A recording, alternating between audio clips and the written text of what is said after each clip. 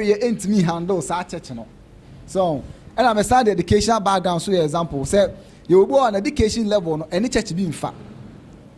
We go on the knowledge, you know, else say church in the brace, so bet my handle. We be advanced what call a bone PAD. Now, as a preacher, only go to a class baby, one share, or break what above for some of them. It's on watch church, no. So, it's in to pet Sani Pan as a preacher. Be also no, obi an education so from pan. Only go congregation nipa no anima dear akọ school anymore or no so obebre. It those qualifications na churches emma no enye bone. But say na make no or say hwe ni yie se na ye so esi efa no. Okay. Eti ye call Bible ni mu na ye hu qualification Bible no edemaye. Edi kan we say e wo se nipa na obi a wa ready so be ye adwuma no. The Bible no kan wasem no. The person must be ready and prepared. Say adwuma no obeye. Enye adwuma obeso ahwe na wogya akọ. That you must be ready for the office of a preacher. Yesua there the book of Romans chapter 1 verse 15 to 16. Romans 1 verse 15 to 16. Ose Santi na me film ho odin hina mu mesiesie me ho se meka asampa no ma kire mu a owo eti Paul say sana me film ho odin mu ayedai mesiesie me ho pato ti asana say enya about say wunim Bible mu anasa wakan Bible na wote ase you must be ready say adwuma no opese wo ye. That is it. Enya say otimi jenya asona ni mu church nko a but you must personally within you no opese wo ye adwuma no. Ya na yetaka say nurses for ni bo no ma adwuma no ontimi nye because ye ko nursing school no akobi and it's true obo no ma deep within nipa no as eni mu but also okona ko packet to be nta but there are people are deep within them no omu ye intrinsically no mu do nipa a person mu ye adwuma no. So you must be ready for the job. It depends me sisi me ho se be ye adwuma no e na po e kan ye brain nti ye share call last week dey no see after you can say the person must know the word and rightly divide it. Also you be wonim asem no wonim awade asem no wonim Bible ni mu na otimi teach Bible ni mu eye. 1 Timothy 2:15 sorry 2 Timothy 2:15 ye ka ho asem after so be hu say e wo say enipa no eye obi a he must be committed to reading. Yeah. Or you say obi a Bible no every time bia osua Bible no. So only picture bia di nkomo a every single quotation bia our Bible mu no. Wait till you develop a sermon. That's the reason why as a preacher you don't have to run out of sermon. Every quotation bia our Bible bia can develop a sermon. It means say sorry the number of quotations our Bible mu a that's a picture bia case of back bia there sermons are. We can have millions of sermons in the world. But if the preacher is not reading, he cannot be able to. Until last week, I remember example say so for bia na ne they can say watch out there man sermons asa. Into oba I did not share no by last month and no repeat it. But before so be share no. Also you no mean so there 2 Peter 3 verse 1. Yen kan hear there 2 Peter 3 verse 1. 2 Peter chapter 3 verse 1. Adolfo. Ye ni homa etoso mienu a metwa mablamu. Emu na mo de enkaye me kenya mo adwene de den. It's there bia oba this the first quotation. Asana we ni homa etoso mienu a me de be me na me kai mo adwene de bia o kai asori na adwene because we are running out of sermons. We are running out of Bible topics. So but as a preacher if you keep reading, you don't have to run out of Bible sermons or topics or Bible classes. And you know, the preacher must be reading. It's Paul Timothy say, commit yourselves to reading. Or say bataking kind. It was a work a qualification or a work of a preacher. Said I'll be your back in kind. After so be say it was a preacher no. Eyobia, unim eradi Yesu Kristo asori no en church. Kristo in church no. He must know every single doctrine of Christ. Maybe change the doctrine of Christ no enye about tithing any instrumental music nko a nemo encheche bia Yesu aka wansin bia Yesu ncheche odo oma sane man nyina the doctrines of Christ. I was say preacher no etimi echere so timi che abribia iti Paul akache Timothy First Timothy 4 verse 16 First Peter 3:15 na Paul akache Timothy say ohunu asenokwe ensem no Ewade Kristo encheche no afi be hu say osempakani entwantro. The preacher must not lie. On a lot of occasions, Paul based on the fact that Asma Okano, he is an apostle, he is a preacher, so I do not lie. Example, if we 1 Timothy 2, verse number 7, Paul say, Asma mebekeni, me osempakeni, and I'm your smafo, minchantro.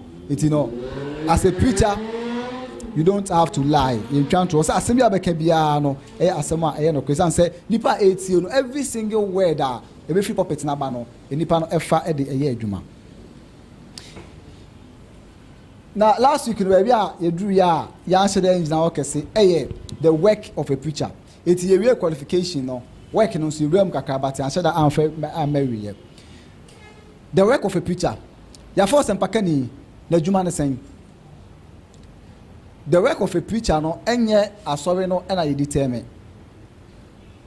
Enti se wakofa wa be your company na wafa secretary na una obeche secretary no sene onye adwuma no obeche na adwuma na so there be preaching work ne de adwuma can say adwuma no instruction na wo hadada.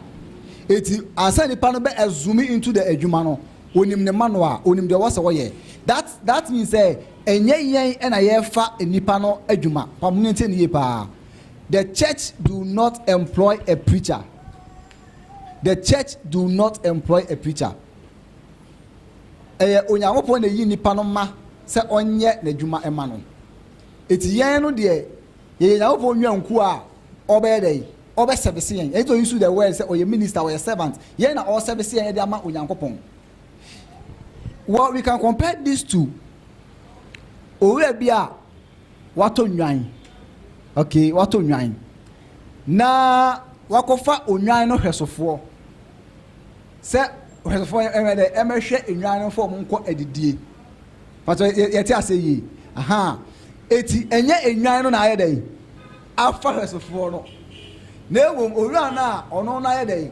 O nwan no e na afa hwesofo no.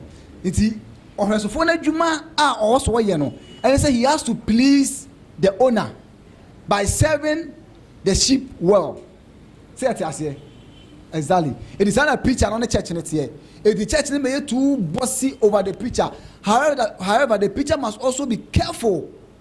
Say oh yeah, adwuma no according to said the owura no also ahye no. Na amaye wantwi ama owura no ene e kan say owura no ene akwano so any enwan so entem. And that's the relationship of the church and the preacher and God. Eti Peter na adwuma no mbeme beta say adwuma kese pa. Na last week na me ka say ebino mu church say preacher na adwuma abonten kwa preacher ko preachi a na od nipa na ba na elders the kings no a church omo enya no kwe me hu no Bible ni mu enya no kwe. Preacher na adwuma no both outside and inside. It in beche say eba asori no etetie mu a ministries na miensa. Pacho wan kai miensa ministries osoma adwuma na wa so na miensa. Pacho mien kai kakra. Edin kai de edification. Number 2, evangelism. And number 3, benevolence and or welfare. Say be say afeni bia. We need the ministries, 3 ministries are ye hu no ewo asori ne mu. Me be come better say organizing and finance no experience in the aka ho. Esa say nipa yehia na sikasembe ma o say nyi obi ba tu sika no. Edina asoma yesu yi asoma fo du mienu no. Ye yi ba ko say oye finance minister. Me ka say wanyele dwuma yi, but he was a finance minister. Judas Iscariot say na ye nim no. Aha. So it was expediency and ye de be mu. And I be organizing so. Na no yesu ka chom say munko siesie e kan say apono so na umbedi twam no. They have to organize. No, anytime many people be also organize it. Those ministries no e be kan ho e ma asom no ekoyie. But the nim e wo nim the nim ni ye the 3. Sa ne mi ense nyina no preacher na ka ho. Edification, the preacher is part of the education ministry. Evangelism, the preacher is part of the evangelism ministry. Benevolence and welfare, the preacher is part. Inti ye kan kakra o ma ye hwe na ye nsa into subium. Ye edification no. edification or Ephesians chapter 4 verse number 11. Ephesians 4 verse number 11 to 13. I say, Nawama ebinum aya asumafo. Osoma ebinum aya asumafo. Ebinum edifo. Ebinum aya edifo. Ebinum asampakafo. Ebinum asampakafo. Ebinum ahwefo ne akyerɛkyerɛfo. Ebinum nso ahwefo ne akyerɛkyerɛfo. Na watoto ahotifo yie. Ose for the edification of the saints. Ama esom adwuma no. You know, the preacher is part of the officer. Share the edification part of the church. It's your elders and deacons. So elders, any preacher, and I share for the edification of the church. Plus Bible teachers, like I said, why you been more at church for plus Bible teachers. Every for the edification of the church. It's in a you'll be about edification ministry. I will say the panel will be a church there. Either a preacher or a Bible teacher has to be part of the edification ministry, and elders should be part of the edification ministry. But because I say quotation or we are supposed to say in the church was saying apostles any kind of saying prophets, but okay, Ephesians 2:20 now will be apostles and prophets in free say they were just the foundation of the church. Was why or the mercy as more for ne D4 fapem Christo Yesu wala ne twase bo titire it's a prophets ne apostles in there, they were the foundation. It's not Paul can of 1 Corinthians 2 Corinthians 3 say now part more that don't mean I'm not to fapem so dance if we answer for now will be to so now the so resting so far so he made the foundation and the preachers and the elders continue. But I say it here exactly. It's the Kenyan say the preacher is part of the edification ministry. That means a preacher and a any outside on kwa. Inside no there are a lot of work a preacher no evangelism. The preacher is part of the evangelism ministry. We have also 1 Timothy, 2 Timothy, Paul can want some so onye asampakafo adwuma as an evangelist. After be welfare. So the preacher is part of the welfare and benevolence ministry. Yeshua bibi of 1 Timothy 5 verse number 3. Here can be kakra. 1 Timothy 5 verse number 3. I say the imba ekunafo a oye ekunafo ampano ni. Paul ekasa che Timothy as a preacher. And I say only emma ekunafo a oye ekunafo ampano eni. Eti aha say no now talking about the benevolence part of the church, the welfare asafrumano ahochiremu no masetenemu no I was a preacher no actively involved na obwa and no ministries na ye nyina no preacher no must know the ekoso e ministry bia mu yes ministry is independent na omu ye omu ade preacher no nim bibia e wo mdabi the preacher must know ekunafo aye obo omu wa so ni preacher no so hu sa ankofo ni nyina. Anyone on watch my album musika the preacher must know all these things. Edification topics I bet you be was a preacher no aware. Evangelism when you be evangelism, public preaching, radio broadcasting, the preacher must know and plan everything with the evangelism ministry. Where a preacher no juma I was say in the ministries. Okay, eti ofa e bia so na uwe details ah. This is a juma na preacher na na den. Oba evangelism oba evangelism ministry into details oba organizing edification oba welfare. The preacher has a lot of work to do in the ministry. After so we say outside also no I was a preacher no outside na oko preach oko abontin ko preach by say eno so na so no kan ho nyina ye boa no na akọ outside akọ preach. The adwuma na both outside and inside and a preacher no na adwuma. Now in his administration, the preacher must be able to convince and exhort and rebuke. I was a preacher ni obia otu nipa fo e wa asori nim obi ade anya preacher na so timi fe nipa no na oka nipa nanim obi ko ba bia anya was a preacher etene no obi ye de ya was a preacher ebo na baso. The preacher must exhort. That means the preacher can also engage in counseling. For exhortation, the preacher must be doing counseling, exhorting people in the church. It's a preacher and a juma. Yes, you are there. 2 Timothy 4, verse number 2. I say, Pemuka asamono, Jemu bre a yedin, and a bra enyem. Yatang, Kanim, Tufo. Sana ma miensa e preacher na adwuma. Aboyichale ne nkyerɛkyerɛ nyinaa Na mu. onye no aboyichale ne nkyerɛkyerɛ nyinaa mu nti no the sermons, the preachings and all those things no I was say Kenny mo say tufo say yi aten individually so obi ya ade na enko ya I was say preacher no etimi efre nipa no na oka nanim eti say congregation wo preacher na preacher no entimi enkasa asorema nanim etimi ntu asorema no fo obi ya ade preacher no entimi nka the preacher no adwuma no e wo fom eti the preacher must be someone who can rebuke, exhort and convince and unti na nam ka church bo no ma omu ne say bebi asori no mpanyimfo wo mu saa no omu nfa obabunu bi emeye. However, Paul so ka Timothy say as a young preacher memma obi emu abrantia wo ye no dia akuma eti as a preacher no I was say unya a very high integrity very ewo wani irrespective of nipa okọ nanim na akokasa no I was say nipa etimi edit that respect in emma it no that's one of the work of the preacher. After we say the preacher must be an example to the church. I was say ehweso emma asori no I was say sun ne ban when awarie mu when asetina mu when nkasa ye mu ne bibia I was say example to the church. Meaning one congregation omu disfellowship a preacher. Anyways, I don't see it right to disfellowship the preacher because preacher never back on your but preacher baba anyamwa enka disfellowship na yenye. But the church was based on the fact that the preacher now share ne ba ye one certain example asori no ensuya. Well, it's not biblically right, but the point I'm making is say the preacher must set an example to the church in every part because you better as preacher and also ochire asafomano say the city etete yemma so it will also but it no you have to be good so we ba also we are very good in it also ochire asoremano say the see adwuma na ye ne yie say be able to timi abo asore no every part of the aspect of life no also with me a chair asorema no it preacher no must set an example. Last week I can want them make capable men who will be able to teach ya. I was say preacher no ba the intention is say oba beboa abeyi elders e wa asori nim na ono no ba Timothy Paul ka Timothy say on nsema what say free me ho no onso fama emerema onso betimi a church me who congregation preacher no I know a lot of congregations are preachers still complaining and asori me man ntimi church it is whose fault? The preacher. You can't teach the men to teach. It always be no. I saw you know on one be even I know a church a preacher only song see that cry. With me preaching we sell this song.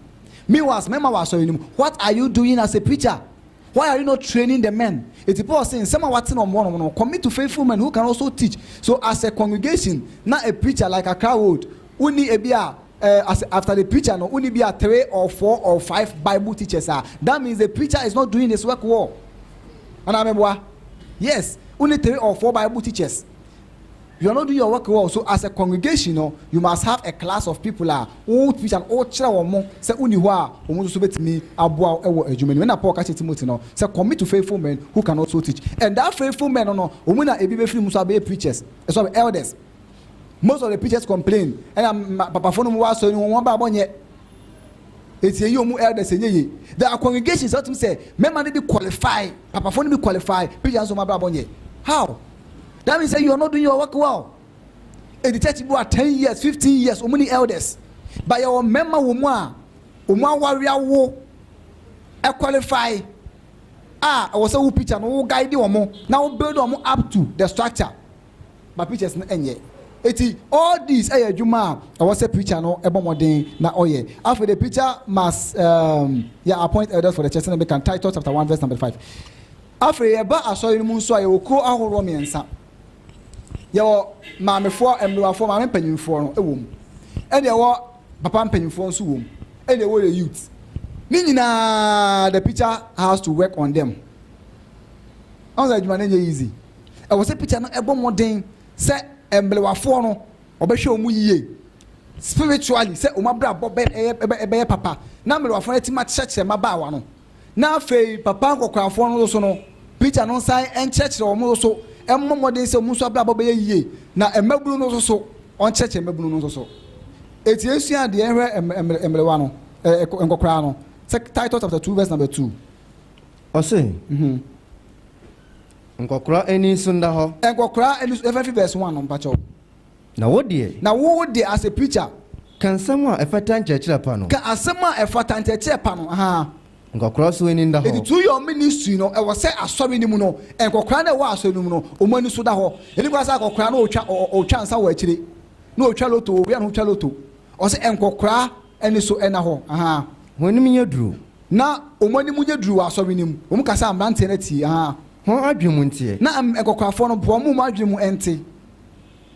One in your din. Oh, anything, GDA, or neighbor was a tough and was tough him. It's Cocraphone, no. Yantuaso, Emblewano. Emlewaso umbu a brother said ye. After ministration, no, I was assembly one hour, so I'm to boom brass said ye fata. Nipaconcron. When this a crew, Ma and Rafoco, this a crew. 1 year of Sajiam. When you're Sajiam. One church in Sampa. Na one day and church and Sampa. I say, Bible assembly one and church. Anyone on church. Now what they at Maba. So there everyone administration to a maba one that was so no umunta de shum umabra bom kasa yemu no mekai congregation wa ba ni team egu ne pachi abebi ko kan wo church ne bofu de o ma me no kra bofu ba abewane bom modern say maba one wa church no ono mo be kasa girl no ma me mo bofu. You understand? But say make can preach and say sorry, Bible say o say preach and church maba wa no na enti as a congregation yeni maame fo wa so ni mu a o metima church maba wa na mo maba akoye dia na preacher no so nya na dwuma yi. So the preacher must build women in the church they are able to teach omu che ma the women ministry omu timi che o ma de. As I say it adena say all these are the work of the preacher. He has to build the people or journey so we sa eti o so yes ayenko emabunu no so. No bati maba adwene mu ama wadon ho kunu. Okay. Na wa hwe ni odwuma pa. Yeah. Okay, yenko verse number 6. Verse number 6. Mlantie so sala na mitumu wonfo. O say mlantie so na to wonfo ha. Na wa adwene pa. Na mlantie na adwene pa. Wele edie mu a. Na bibia mu no. You wo ho adi say Njuma pa enhweso. Na afre bibia mu no as a preacher no you want to say njuma pa enhweso. So this is the work of a preacher to the church. Enti me wakochi bibusa. Yan preacher adwuma yi. Part-time preacher. Ye obi ho. Na adwuma na sen. Church bi say ye part-time preacher. Mu ho na sen. Part-time preacher, full-time preacher. What are the difference? What are the work specification of a part-time preacher? Part-time preacher no adwuma na say na full-time preacher no so adwuma na say. Okay, mama.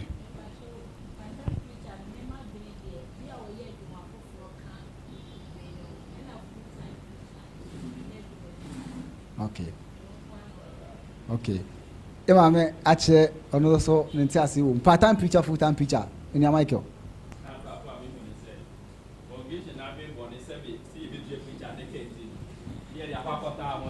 Yeah, part-time preacher said they be umedimane solely on the church. Ba obe kwa ye wadwuma nti boso meso ni anya bi antua akakora e bia akere wade o bia be yatua woka. Nti said e ba mekire mu no ano. Ye ya adwene mu de ye hu se part-time preacher no e obi a onya adwuma enka osempaka adwuma na oye no. Okay, gracias. But mo we say so for obi adwuma na ase nipa na part-time a ofa e fa adwuma obi part-time obi full-time a ye obi ane adwuma oye like work specification oye wo adwuma nim. But I say, it's not about saying other job and also other job. But what part-time, no? About a Jumani Mua, you were there, or any time upon the Sunday man. But I say, so when it comes to the qualification of the preacher and the work of the preacher or church anymore, part-time preacher, there no 1 year. On our own side, they won't come outside. And a part-time preacher, no more radio station, now on my inside. What do you think? That means, say, there's no way in the Bible who part-time preacher will and yes, part-time preachers don't exist. Now send the Onya Michael can no na me beka. E adwumbone on the side of the church. Ye mpese be cheri pa ne kayi. It dey say o ye part-time preacher.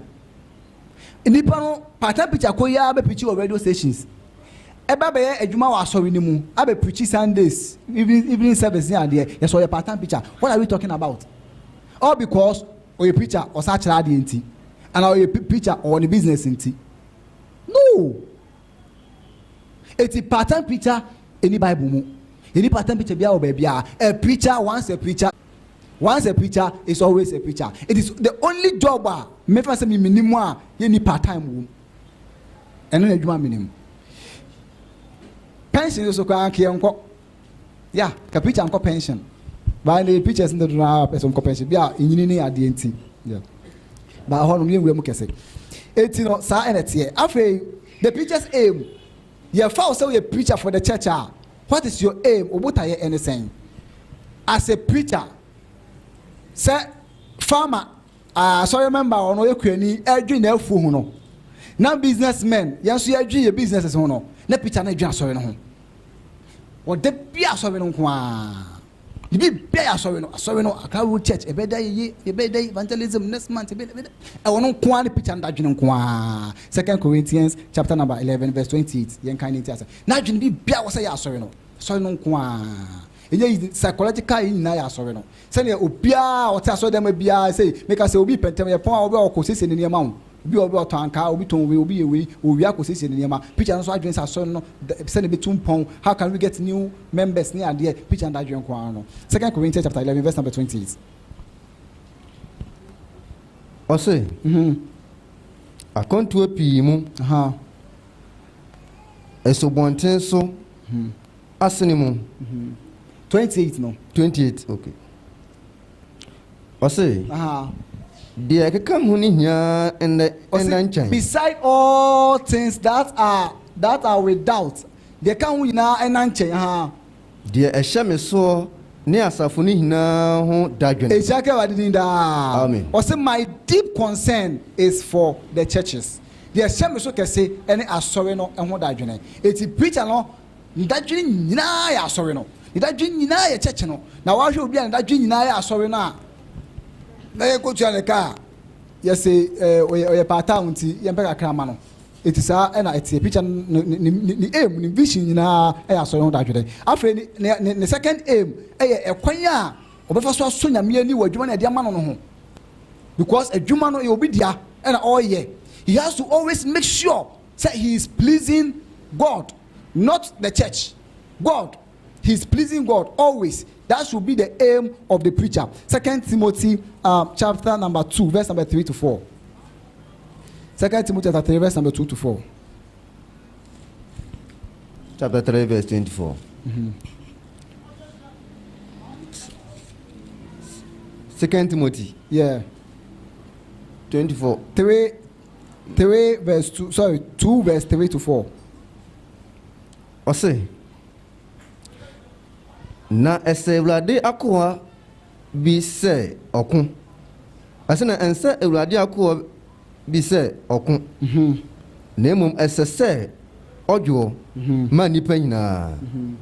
Ohunu nchechire. Onto no boase bone ho.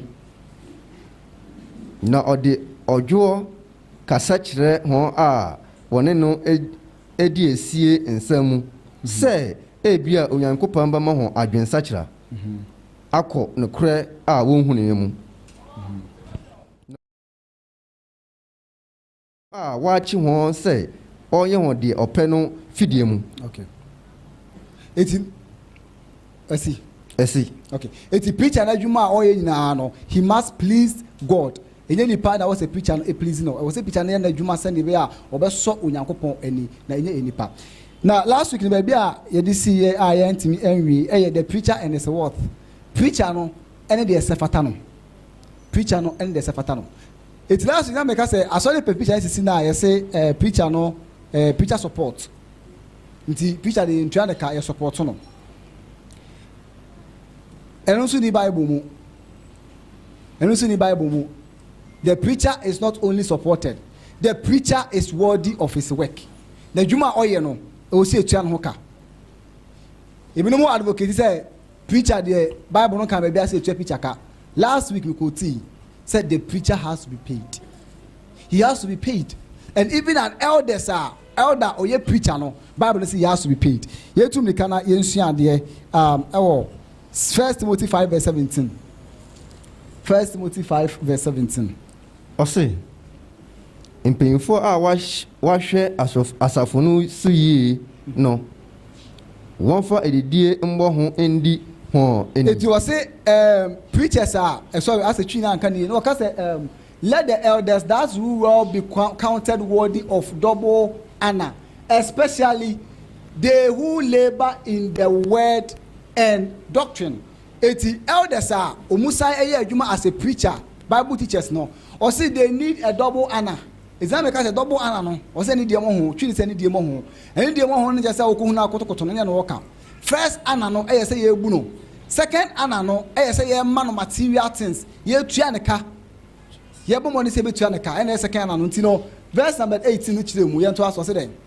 O say na twene say nentwie a opro eburo no ensi na no okay ne adwumayeni na adwumayeni akatia sa wase na odwumayeni akatia se no if say first Psalm 17 no double honor no it doesn't mean say you tia the car the chapter verse 18 no wouldn't make sense true or false anawa say double honor na waka say ani de mo ho no say ni meaning no nche say you tia nipa na car that means say verse 18 na waka no say odwumani akatia se no it wouldn't make sense. It means say preachers has to be paid. Elders are also working as a preachers have to be paid. We say Chaneka and nye preacher support asem. Ye Chaneka so ye na dwuma. We say odwuma ye ni na kecha ye dey. Ese no bosumi na wo kecha ma na wo fu aban. It was say odwuma ye ni aketua ese no. He has to be paid.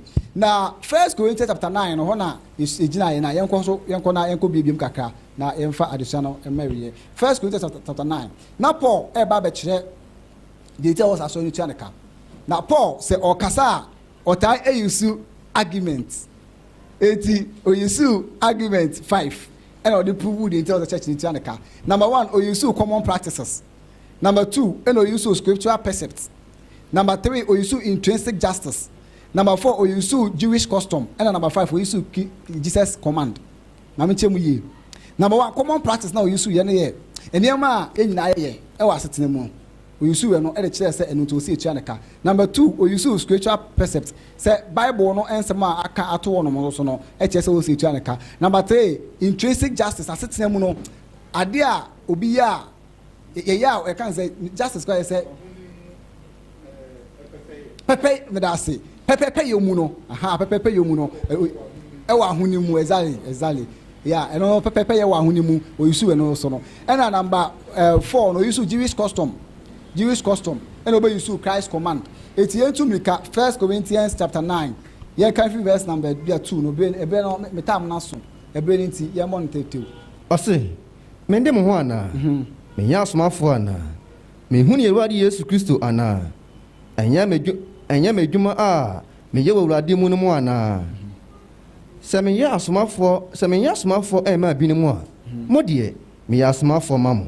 Efri se me asomafo ye ensaso ne mo Ewurade mu manu yie a me ye mekire ho a wo hwehwe menie ye ni ho kwan se yedidi na ye no mo ana o se ye ni kwan se yedidi ne enso no bia na taso ye ni ho kwan se yede enuaba a oye ana oye no ana oye ni ne se asomafo a aka no na Ewurade enuanam Kefa anase meneba Banaba enko ala na yeni kwan se yeje ejuma yo ana okay why no okọ osa no atio no hoka ana obe use the common practices say di kan say why no okọ osa no atio no ano hoka e kan no work o che pay any e kan say incentives what for soldier you must if for soldier then e de mano